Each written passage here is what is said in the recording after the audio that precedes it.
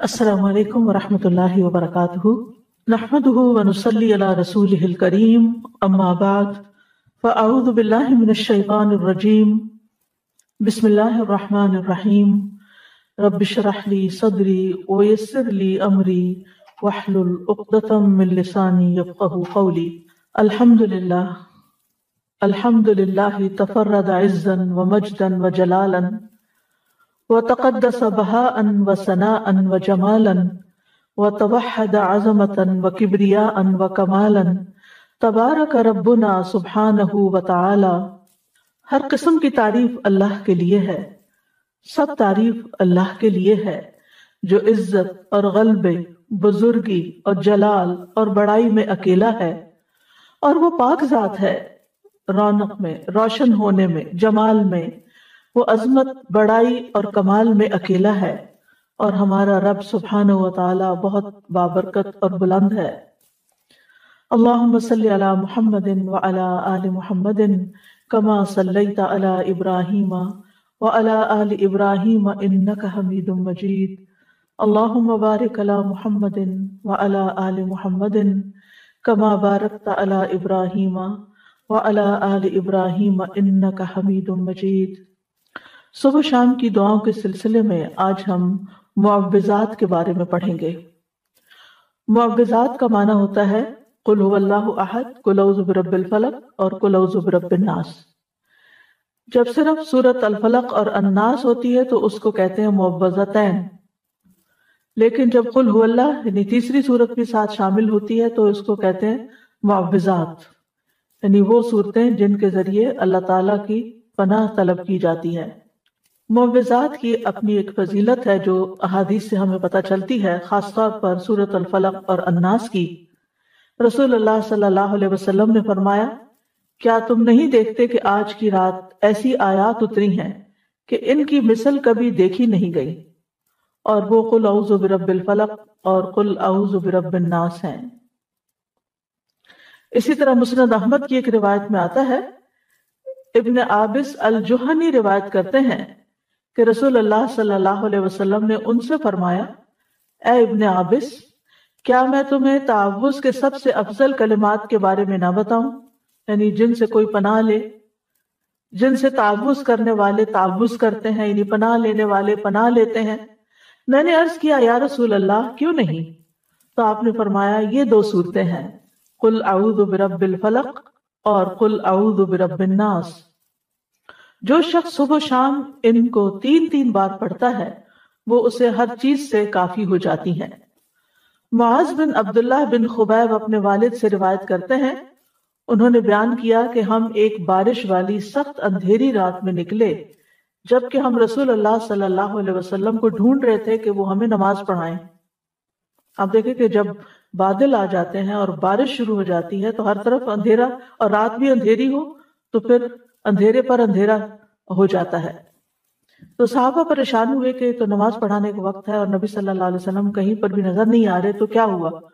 تو وہ اسی بارش میں باہر نکل گئے اور ڈھونڈنے لگ گئے آپ کو۔ تو وہ کہتے ہیں کہ ہم نے آپ کو پا لیا۔ تو آپ نے فرمایا، کیا تم نے نماز پڑھ لی ہے؟ تو میں نے کچھ نہ کہا۔ تو آپ نے فرمایا، کہو، تو میں کچھ نہ بولا۔ آپ نے پھر فرمایا، کہو، تو بھی میں کچھ نہ بولا۔ آپ نے فرمایا، کہو، تو میں نے عرض کیا، اللہ کے رسول صلی اللہ علیہ وسلم میں کیا کہوں؟ آپ نے فرمایا، کہو قل هو اللہ احد، پوری سورت، اور معوذتین یعنی قل اعوذ برب الفلق اور قل اعوذ برب الناس۔ صبح اور شام 3 بار یہ کہو تو ہر چیز سے تمہاری کفایت ہو جائے گی، یعنی تم ہر طرح کے شر سے محفوظ ہو جاؤ گے۔ امام شوکانی کہتے ہیں کہ اس حدیث میں دلیل ہے کہ ان صورتوں کی صبح اور شام تلاوت کرنا ہر اس چیز سے کفایت کرتا ہے جس سے انسان ڈرتا ہے، جو بھی اس کے خوف اور وہم اور وسوسے اور اندیشے ہوتے ہیں، خواہ وہ کچھ بھی ہو، تو ان چیزوں سے اللہ تعالیٰ اس کو بچا لیتا ہے۔ جہاں تک سورۃ الاخلاص کا تعلق ہے تو یہ سورت خالصتاً اللہ تعالیٰ کی صفات اور پاکی بیان کرنے پر مشتمل ہے، یعنی جب انسان اس کو پڑھتا ہے تو انسان اپنی توحید کو خالص کرتا ہے کہ میں اے رب تجھے اکیلا مانتا ہوں، سب سے بڑا مانتا ہوں۔ قل هو اللہ احد میں آپ دیکھیے اللہ تعالیٰ اپنی ربوبیت میں، الوہیت میں، الہ ہونے میں، تمام اسماء و صفات میں اکیلا ہے، کسی صفت میں اس کا کوئی شریک نہیں۔ اللہ الصمد، الصمد کے بارے میں 3 اقوال ہیں۔ الصمد وہ سردار جس کی طرف لوگ قصد کر کے جائیں جس سے بڑا کوئی سردار نہ ہو، یعنی سب سے بڑا سردار۔ الصمد وہ جو نہ کھاتا ہو نہ پیتا ہو۔ الصمد وہ جو بے نیاز ہو، کسی کا محتاج نہ ہو۔ تو ان معنی کی بنا پر یہ لفظ صرف اللہ تعالیٰ ہی کے لیے استعمال ہو سکتا ہے، اللہ الصمد۔ ابو ہریرہ کہتے ہیں کہ یہ وہ ہستی ہے جو ہر ایک سے بے نیاز ہے جبکہ ہر کوئی اس کا محتاج ہے۔ ہم اپنی تمام حاجتوں میں، ضرورتوں میں اسی کی طرف رجوع کرتے ہیں۔ لم یلد ولم یولد، اس میں بھی اللہ تعالیٰ کی کامل بے نیازی نظر آتی ہے کہ اس کو پیدا ہونے کے لیے کسی کی ضرورت نہیں تھی، اور نہ ہی اسے کسی اولاد کی ضرورت ہے کہ جو اس کا سہارا بنے۔ تو اللہ سبحانہ تعالیٰ تو الاول والآخر ہیں، انہوں نے نہ وہ کسی سے جنم نہیں لیا اور نہ ہی انہوں نے کسی کو جنم دیا ہے، سب اس کی مخلوق ہے۔ اس کے علاوہ جو کچھ بھی ہے وہ سب مخلوق ہے اور وہی خالق ہے۔ وَلَمْ يَكُنْ لَهُ كُفُوًا أَحَدٌ، اور کوئی بھی اس کے برابر کا نہیں، نہ اس کے ناموں میں، نہ اس کے کاموں میں، نہ اس کی صفات میں، اس کے ہمسر اور مثل کوئی بھی نہیں، نہ اس کے مرتبہ اور مقام کے برابر بھی کوئی نہیں، کوئی اس کے جوڑ یا ٹکر کا نہیں۔ تو اس کا مطلب یہ ہے کہ جب ہم یہ اقرار کرتے ہیں تو گویا ہم یہ کہتے ہیں کہ اللہ سبحانہ تعالیٰ سب سے بڑے ہیں، اور ہم اسی کو اپنا معبود سمجھ کر اسی کے آگے جھکتے ہیں۔ پھر قل اعوذ برب الفلق، یہاں پر اعوذ کا لفظ جو ہے یہ آوازہ سے ہے۔ آوازہ کا معنی ہوتا ہے کسی چیز کے ساتھ اس کے پڑوس اور جوار میں لازم ہو جانا، یعنی کسی کے ساتھ لگ جانا، کسی کا پڑوسی بن جانا۔ جیسے وہ گوشت جو ہڈیوں کے ساتھ چپک جاتا ہے، اس سے الگ ہی نہیں ہوتا، اس کو عرب لوگ عوض کہتے ہیں، کیونکہ اس نے ہڈی سے مضبوطی پکڑ لی اور اس کے ساتھ چپٹ گیا۔ تو استعاذہ کا مطلب ہوتا ہے پناہ طلب کرنا، اللہ تعالیٰ سے شر، تکلیف اور مصیبتوں سے تحفظ یا حفاظت مانگنا، اور اس کے ساتھ لگ جانا، اس کی طرف متوجہ ہو جانا۔ اور استعاذہ میں اللہ سبحانہ تعالیٰ کی تعظیم بجا لاتا ہے انسان، کیونکہ جو پناہ لیتا ہے وہ دراصل خوف میں ہوتا ہے، یعنی جب ہم پناہ لیتے ہیں تو ہمیں اندر ایک خوف ہوتا ہے کہ ہمیں کوئی بچا لے۔ تو جس سے وہ پناہ طلب کرتا ہے، لیتا ہے، وہ اس کا تحفظ کرتا ہے۔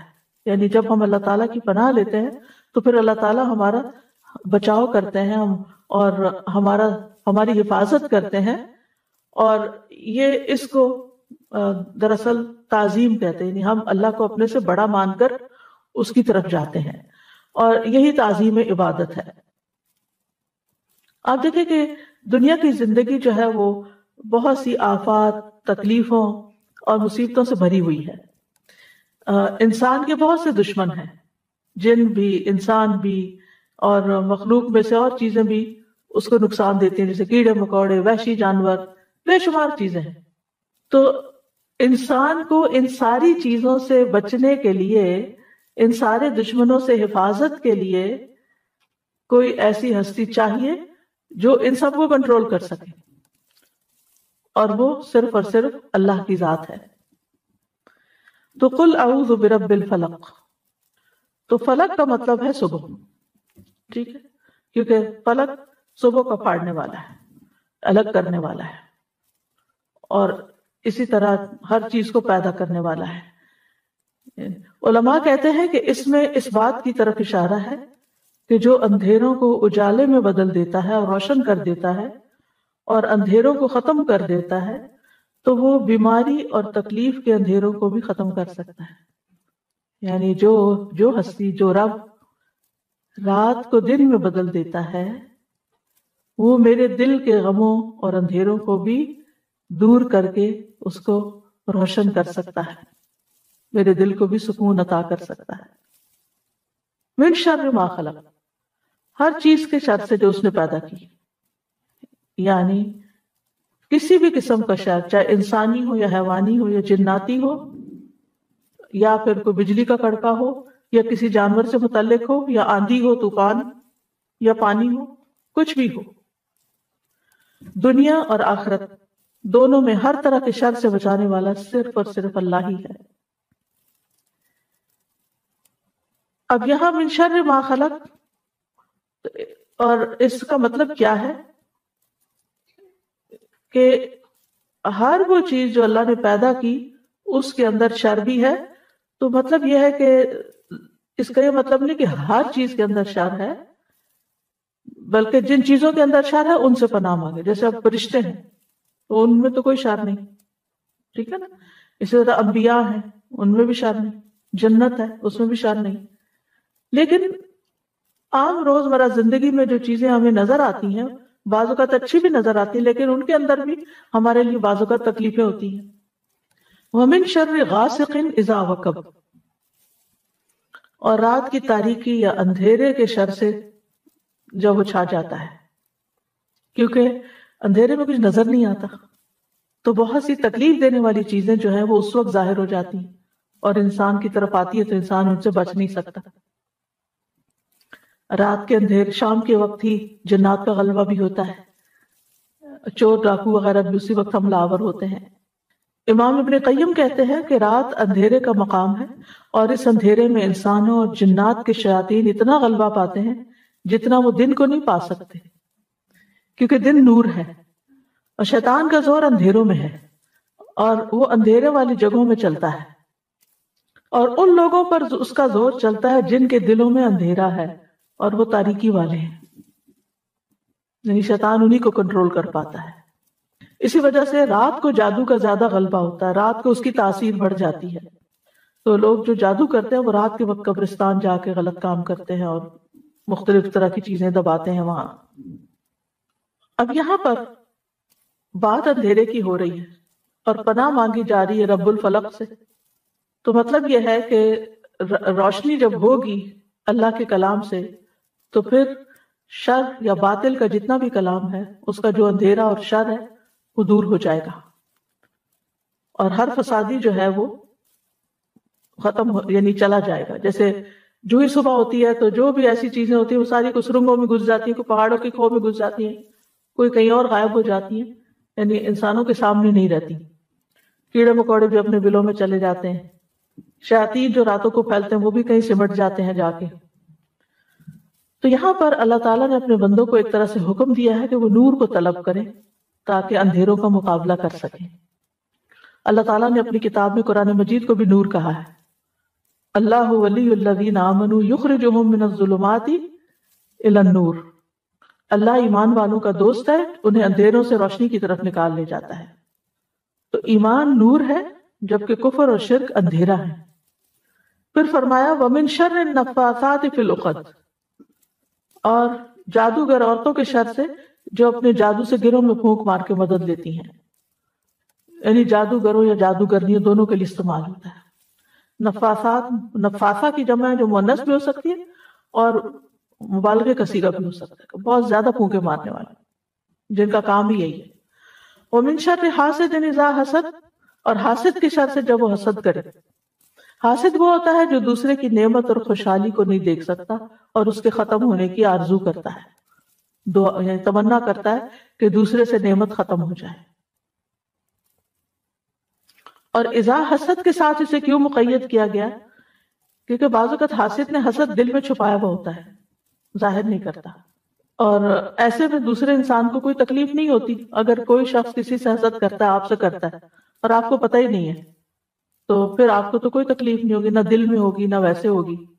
لیکن جب وہ حاسدانہ کوئی کام کرتا ہے، حاسدانہ نظروں سے دیکھتا ہے، یا کوئی ٹونٹ کرتا ہے، یا کوئی ایسی بات آپ کو سناتا ہے جس سے آپ کو تکلیف ہوتی ہے، تو اس وقت بھی انسان اللہ کی پناہ طلب کرے اور اس کے مقابلے پر ویسا نہ بن جائے۔ تو ان تمام قسم کے شر سے بچنے کے لیے ہمیں یہ سورت سکھائی گئی ہے۔ پھر سورت الناس ہے، قل اعوذ برب الناس، کہہ دیجئے میں انسانوں کے رب کی پناہ لیتا ہوں، ملک الناس، انسانوں کے بادشاہ کی، کیونکہ عام طور پر جب کسی کو کوئی پرابلم ہوتا ہے تو بادشاہوں کی طرف، بڑوں کی طرف جاتے ہیں، تو ہم سب سے بڑے بادشاہ کی طرف جاتے ہیں۔